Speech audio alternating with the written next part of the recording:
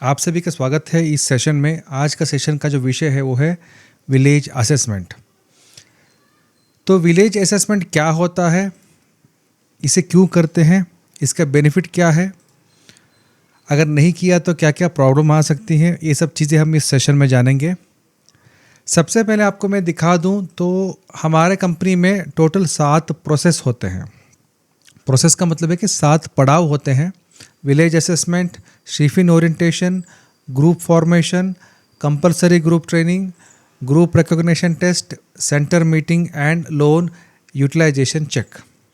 आज हम इस सेशन में विलेज असेसमेंट के बारे में बात करेंगे।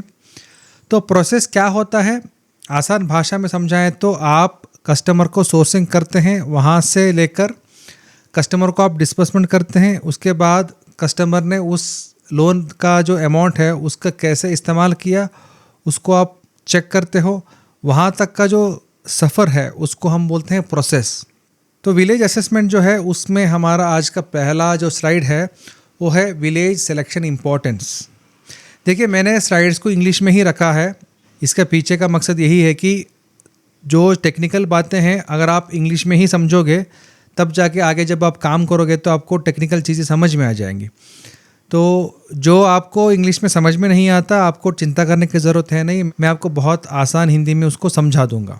तो सबसे पहला पॉइंट है to ensure availability of eligible customer, यानी कि आप विलेज असेसमेंट करते हो। देखिए, विलेज असेसमेंट का मतलब ये है कि आप गांव में जाके देखते हो कि क्या मुझे लोन बांटने के लिए ये सही गांव है या नहीं। इसको जांचने का जो तरीका है इसको बोलते हैं हम village assessment. To ensure availability of eligible customer का मतलब ये है कि हम उधर जाके देखते हैं कि क्या हमें हमसे लोन लेने के लिए जो एलिजिबल कस्टमर हैं क्या इस विलेज में हैं, वो हम चेक करते हैं जब हम विलेज असेसमेंट करते हैं। दूसरा point, to understand how people earn money in that village. देखिए, जब आप विलेज में जाओगे आप लोगों से बात करोगे तो आपको चेक करना पड़ेगा उन गाँव में जो लोग हैं उनका इनकम का ज़रिया क्या है, इनका इनकम का सोर्स क्या है। जब उनके पास सोर्स नहीं रहेगा, उनको कोई इनकम नहीं रहेगा तो आपसे लोन लेके वो कैसे चुका पाएंगे। तो उनको एक इनकम होना बहुत ज़रूरी है। तो जब आप विलेज असेसमेंट करोगे तो आप मेक श्योर दैट वहाँ लोगों के पास इनकम का कुछ ज़रिया है, उनको इनकम आ रहा है, तब जाके उस विलेज में हम लोन बांट सकते हैं। तीसरा point, help us to check past financial behaviours. Past financial behaviours का मतलब क्या है कि अगर उन्होंने पहले कुछ कंपनी से लोन लिया है तो उनको उन्होंने कैसे चुकाया है। कहीं ऐसा नहीं है कि उधर उन्होंने लोन तो लिया है लेकिन उसको चुकाया नहीं है। अगर ऐसा कुछ है तो हम उधर लोन नहीं देंगे। तो उनका जो पास्ट बिहेवियर है, इससे पहले उन्होंने अगर लोन लिया है दूसरे कंपनी से उसको कैसे चुकाया है उसको जानना बहुत इंपॉर्टेंट है। चौथा point, help us to know demographic details. अगर आपको मैं आसान भाषा में समझा दूं तो उस गांव में कितने लोग रहते हैं, उनका एज ग्रुप क्या है, महिला कितने हैं, पुरुष कितने हैं, गांव में क्या क्या फैसिलिटीज़ अवेलेबल है, यानी कि गांव के बारे में सब कुछ एक ओवरव्यू जानना। अगर आपको गांव के बारे में सारे के सारे छोटे छोटे जो चीज़ें हैं आपको समझ में आ गया तो आपको एक आइडिया मिलेगा और उसके बाद आप डिसीजन ले सकते हो कि क्या मैं इधर लोन दे सकता हूँ, क्या मैं इधर सोर्सिंग कर सकता हूँ या नहीं। कुछ गांव ऐसे होते हैं वो ब्लैक लिस्टेड होते हैं, यानी बहुत सारे कंपनीज उनको लोन दे चुके हैं लेकिन वो पैसा आ नहीं रहा है। तो वहाँ जाके हमें फंसना नहीं है, ठीक है, क्योंकि उस गांव का नेचर ही ऐसा होता है कि पैसा ले लो लेकिन उसको चुकाओ मत। ऐसा कुछ लोगों का मेंटालिटी होता है, लेकिन हर कोई गांव ऐसा नहीं होता है। कुछ चुनिंदा गांव में ऐसा प्रॉब्लम्स हैं, ठीक है। ये सब जानने के लिए आपको ज़्यादा से ज़्यादा लोगों से बातें करना पड़ेगा, विजिट करना पड़ेगा और गांव के बारे में जानना पड़ेगा। To check other MFI presence. Other MFI का प्रेजेंस होना भी इम्पॉर्टेंट है। देखिए, माइक्रो फाइनेंस भारत में आके बहुत साल हो गया, आपको ऐसा कोई गांव नहीं मिलेगा जहां माइक्रो फाइनेंस का प्रेजेंस ना हो। तो माइक्रो फाइनेंस का प्रेजेंस होना भी बहुत इम्पॉर्टेंट है। अगर माइक्रो फाइनेंस का प्रेजेंस है इसका मतलब है कि वहाँ माइक्रो फाइनेंस का जो लेन देन है ना वो सही तरीके से चल रहा है। तो इसको भी आप जांच कीजिए। Next, distance from the branch. Distance from branch का मतलब क्या है, ब्रांच से कितना दूर हम विलेज असेसमेंट कर सकते हैं। आपका पहला ऑप्शन 5 किलोमीटर के अंदर होना चाहिए, यानी आप ब्रांच से जो नज़दीक वाला जो 5 किलोमीटर है वहाँ पहले आप जाके विलेज असेसमेंट करो, वहाँ जाके आप सोर्सिंग करो, वहाँ जाके आप लोन बांटो, ताकि जो आपका ट्रैवल टाइम है वो कम हो सके। यानी जब आपका 5 किलोमीटर का जो एरिया है वहाँ का सभी गांव कवर हो गया, तब जाके आप सेकंड प्रेफरेंस 10 किलोमीटर तक जा सकते हो। और जब 10 किलोमीटर के आसपास वाले सभी गांव कवर हो गए, उसके बाद आप चले जाना अप टू 25 किलोमीटर्स। इसके बजाय आप सीधा 25 किलोमीटर के गांव पर चले जाओगे, हाँ उधर बिजनेस पोटेंशियल हो सकता है, लेकिन आपको ट्रैवल के लिए बहुत सारा टाइम निकालना पड़ेगा। तो एक मार्केट सैचुरेशन होने के बाद ही आपको दूसरा मार्केट में जाना है। तो पहला 5 किलोमीटर कवर हो गया, उसके बाद आप चलिए 10 किलोमीटर तक, उसके बाद आप 25 किलोमीटर तक कवर कर सकते हैं। ठीक है, आगे चलते हैं। देखिए, आप फोटो में देख सकते हैं, पहला जो फोटो है उसमें गांव का जो रास्ता है बहुत क्लियर है। दूसरा और तीसरा फोटो देखिए, वहाँ बाढ़ का पानी आ चुका है। अगर ऐसा सिचुएशन है तो आप उधर नहीं जा सकते, है ना। आप जब अप्रैल मई में जाओगे तो आपको रोड साफ़ मिलेगा, बहुत अच्छा दिखेगा, लेकिन जैसे ही बारिश आ जाता है, आसपास में कहीं कोई नदी होती है, कोई बाढ़ आ जाता है, तो उसके बाद आप उस गांव में नहीं जा सकते। यानी कि ऐसा भी हो सकता है कि आप साल भर उधर जा सकते हैं, लेकिन जून जुलाई अगस्त महीने में वहाँ सेंटर तक पहुँचना मुश्किल हो सकता है। तो ये नदी पार करके जाना, बाढ़ आने वाले जगह, ये सब आपको अवॉइड करना है। साल के 12 महीने 365 डेज आपको सीधा सेंटर तक जाना है, बाइक पर जाना है। ऐसा रास्ता ही आपको मिलना है, ऐसा गांव ही आप चूज़ कीजिए जहां बारिश के टाइम में बाढ़ आता हो या नदी में पानी आता हो, आपको आना जाना मुश्किल हो, ऐसा विलेज को आप कभी भी सिलेक्शन मत करना। Good credit history and repayment culture, गाँव के जो लोग हैं, अगर उन्होंने पहले कोई कंपनी से पैसा लिया है, उसको उन्होंने कैसा चुकाया है, उसके बारे में आपको जानकारी लेना है। गाँव वालों का क्रेडिट हिस्ट्री अच्छा होना चाहिए। अगर उनका रीपेमेंट का जो कल्चर है वो सही नहीं, तो उस गांव को हम नहीं चुनेंगे।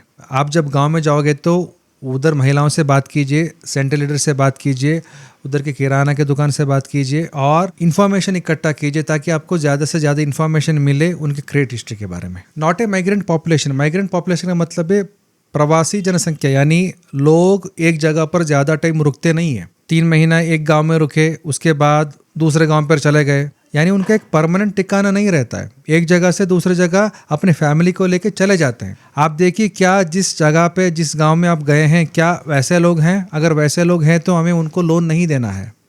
जैसे कि आप पिक्चर में देख सकते हैं, देखिए, जब वो माइग्रेंट लोगों का जो घर होता है ना, वो परमानेंट स्ट्रक्चर में नहीं होता है। इन लोगों का घर ऐसा होता है कि देखिए, इस पिक्चर में किसी ने सीमेंट का थैला है, उसको फाड़ कर उन्होंने छत बनाया हुआ है। कुछ लोग जो है 4 पोल डाल के, साड़ी से दीवार बना के उसके अंदर बैठ जाते हैं। इनको घर नहीं बोला जाता है, ये सब टेम्प्रेरी सेटअप होता है। कुछ लोग शीट्स डालते हैं, है ना, सीमेंट शीट या एल्युमिनियम शीट, स्टील का शीट डाल के वो घर बनाते हैं। ऐसा घर में कोई फैमिली है तो उनको लोन कभी भी मत दीजिए, क्योंकि हो सकता है 1-2 हफ्ते के बाद वो दूसरे गांव में चले जाएं और आपने जो लोन दिया है वो कभी भी आपको वापस नहीं आएगा। तो आप गाँव वाले से पूछिए कि इधर जो लोग हैं वो क्या वो परमानेंट निवासी हैं, क्या ये माइग्रेंट पॉपुलेशन है, ये आपको पूछना पड़ेगा। Area must have source of sustainable income. देखिए, उस एरिया में जो लोग हैं उनको एक परमानेंट इनकम होना इम्पॉर्टेंट है। परमानेंट इनकम का मतलब है छोटा छोटा कोई बिजनेस, देख सकते हैं आप फोटो में, किसी ने गाय पाला है, कोई सब्जियां बेच रही हैं, किसी के पास सिलाई का मशीन है। ऐसा कुछ इनकम का ज़रिया होना चाहिए। तो ऐसा इनकम का ज़रिया है नहीं तो उनको कभी भी आप लोन मत देना, उनको सोर्सिंग मत करना, क्योंकि अगर उनके पास इनकम नहीं है तो आपसे तो पैसा वो ले लेंगे, लेकिन आपको चुकाएंगे कैसे?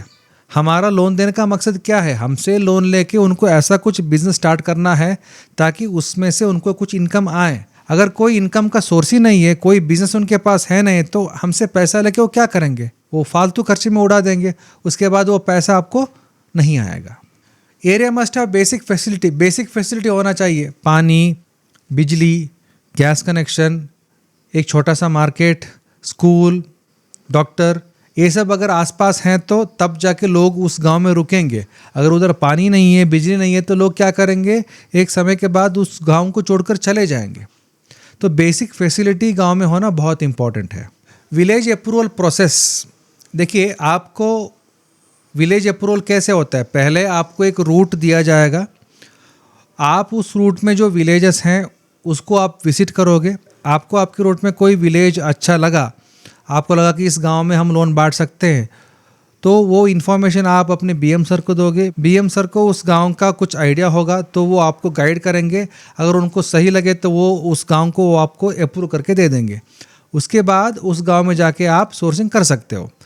कभी कभी ऐसा भी हो सकता है कि बीएम सर आपका जो गांव है उसको रिजेक्ट भी कर दें, क्योंकि उनको पता है कि पहले कुछ लोन दिए हुए हैं लेकिन उसका रिपेमेंट सही तरीके से नहीं आया है। तो बीएम सर को अप्रूव करने का और रिजेक्ट करने का हक होता है।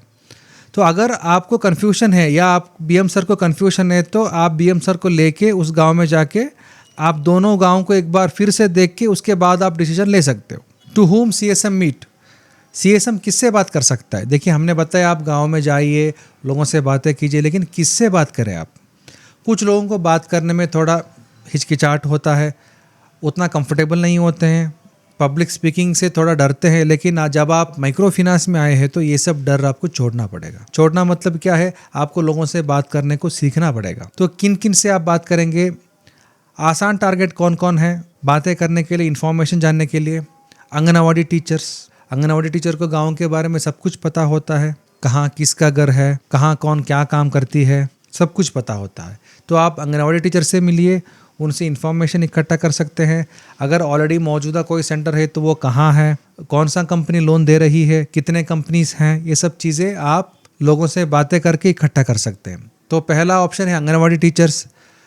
टी शॉप्स, जो चाय का दुकान है वहाँ आप बात कर सकते हैं। चाय के दुकान में बहुत सारे लोग आते हैं, उनसे बहुत सारी इन्फॉर्मेशन मिल जाते हैं। उसके बाद किराना शॉप, उसके बाद विलेजर्स जो गाँव में खेत में सब काम करते रहते हैं, उनसे आप बात कर सकते हो।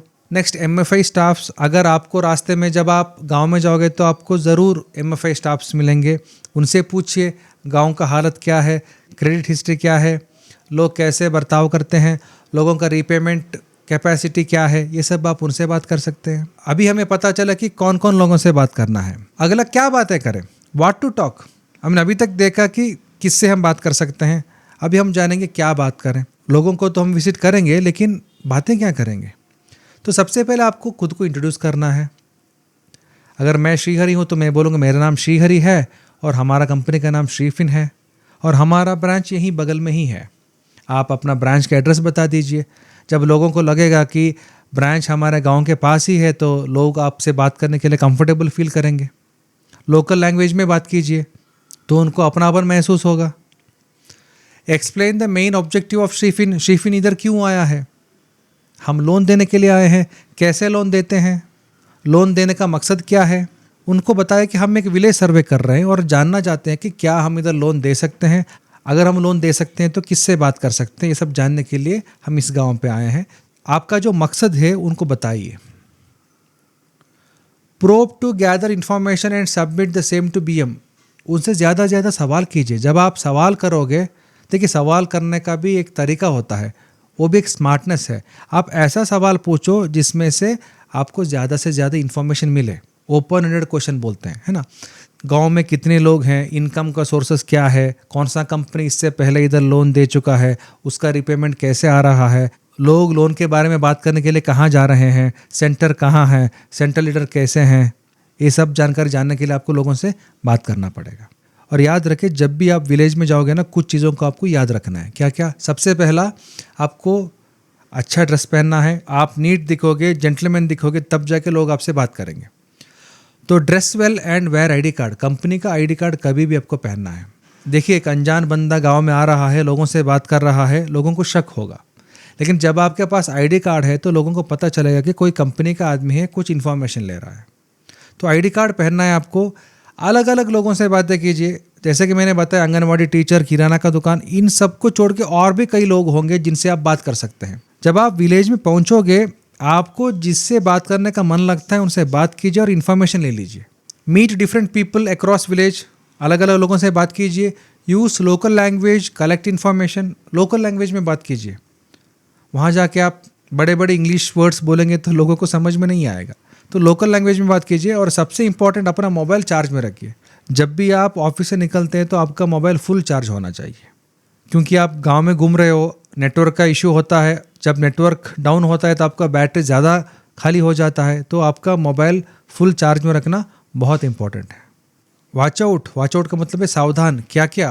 रिंग लीडर्स का मतलब है कमीशन एजेंट्स। देखिए, गांव में कुछ महिला ऐसा होते हैं, वो सेंटर चलाते रहते हैं और गांव वालों को अगर लोन चाहिए तो वो उस सेंटर के पास आते हैं। जो महिला है, जो सेंटर लीडर है, वो बोलती है कि मैं तो लोन दिला दूंगी लेकिन मेरा कमीशन इतना है। लोग लोन लेने के लिए उस सेंटर लीडर को कमीशन देते हैं। अगर ऐसा कुछ मामला है तो वहाँ आप सेंटर नहीं बनाओगे। आपको पता नहीं वो कितना कमीशन लेती होंगी और क्यों लेती होंगी। अगर कोई 50,000 के लिए 5,000 कमीशन ले रही है तो बचे हुए अमाउंट से वो कस्टमर क्या कर सकती है। तो कोई कमीशन के पीछे पड़े हुए हैं, उस सेंटर लीडर को कभी भी आप अप्रोच ना करना। आप दूसरे कुछ महिलाओं को मिला के नया एक सेंटर कीजिए और एक अच्छी कस्टमर को सेंटर लीडर बना दीजिए। अदर एमएफआई स्टाफ्स का मतलब है, देखिए, कुछ एमएफआई स्टाफ आपको गलत रास्ता भी दिखा सकते हैं, क्योंकि हो सकता है कि उस एमएफआई स्टाफ ने ऑलरेडी उधर लोन दे चुका हो और उसको लोन का रिपेमेंट नहीं आ रहा है। तो वो क्या करेगा, आपसे लोन दिलवाएगा और उस अमाउंट से खुद का जो कलेक्शन है वो लेके चला जाएगा। बाद में आप फंस जाओगे। तो जब एमएफआई से आपको बेनिफिट भी है, खतरा भी है, तो आपको स्मार्ट तरीके से एमएफआई स्टाफ के साथ आपको व्यवहार करना है। कोई भी एमएफआई स्टाफ आपको कुछ बताएगा तो आप पहले उसको जांच के उसके बाद आप डिसीजन लेना। तीसरा पॉइंट है मनी लेंडर्स। देखिए, कोई भी गांव में कुछ मनी लेंडर्स ऐसे होते हैं जो ज़्यादा ब्याज के लिए वो पैसा देते हैं, हैंड लोन बोलते हैं। तो कुछ लोग ऐसे होते हैं कि उन्होंने तो पैसा दे दिया है, हैंड लोन दे दिया है, लेकिन उनका पैसा आ नहीं रहा है। तो वो लोग आपको अप्रोच करेंगे और बोलेंगे कि सर आप आ जाइए, आपको कितना कस्टमर चाहिए मैं दे दूंगा। यानी कि जो कोई भी कस्टमर उससे लोन ले चुका है और पैसा नहीं चुका रहा है, उन सबको मिला के ग्रुप बनाएगा, वो आपको लोन देने के लिए बोलेगा। तो ऐसे लोगों से कभी भी आप सावधान रहना। जो मनी लेंडर्स हैं उनके बात में कभी भी नहीं आना है। तो इस सेशन में हमने ये जाना कि लोन बांटने से पहले हमें एक अच्छा गांव ढूंढना पड़ता है, गांव का रीपेमेंट कल्चर कैसा है, गांव का लोगों का इनकम सोर्स क्या है, ये सब हमें जानना पड़ता है। तो इसके लिए हमें गांव में जो आंगनवाड़ी टीचर्स हैं, किराना का दुकान है और चाय का दुकान है, इन सब से बात करके हमें इंफॉर्मेशन इकट्ठा करना पड़ता है। उसके बाद हमें ये देखना है कि गांव में बेसिक फैसिलिटी है या नहीं, और उसके बाद क्या गांव वाले माइग्रेंट पॉपुलेशन है वो भी चेक करना है। इसके बाद हमें ये सब जानकारी लेके हमें बीएम सर के पास जाना है और बीएम सर से अप्रूवल लेना है। उसके बाद हम सोर्सिंग का काम करेंगे। और हमने ये भी डिस्कशन किया कि किन किन से हमें सावधानी बरतना है। सबसे पहले रिंग लीडर्स और अदर एमएफआई स्टाफ्स, और उसके बाद जो मनी लेंडर्स होते हैं, जो हैंड लोन देते हैं, उनसे भी हमें सावधानी बरतने हैं। तो अगला हमारा सेशन होगा स्ट्रीफिन ओरिएंटेशन। उस सेशन में हम जानेंगे कि लोगों को क्या क्या इन्फॉर्मेशन देना है और कैसे देना है। तो अगले सेशन में फिर मिलते हैं। धन्यवाद।